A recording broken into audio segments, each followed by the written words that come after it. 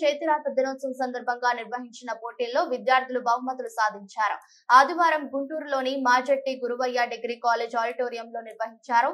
ఈ పోటీల్లో బాపట్ల జిల్లా ఎద్దనపూడి మండలం సురవరపల్లి ప్రాథమిక పాఠశాల విద్యార్థులు బహుమతులు సాధించారు. సూపర్ సబ్ జూనియర్ విభాగంలో మొదటి బహుమతి బొల్లాపల్లి చరణ్ తేజ్, సబ్ జూనియర్ విభాగంలో రెండో బహుమతి వి కీర్తి సాధించింది. ఉపాధ్యాయురాలు శారద వీళ్ళకి శిక్షణ ఇచ్చింది. ఈ సందర్భంగా ఎంఈఓలు విపి సుబ్రహ్మణ్యం, చిలుకూరి గోపి అభినందించారు.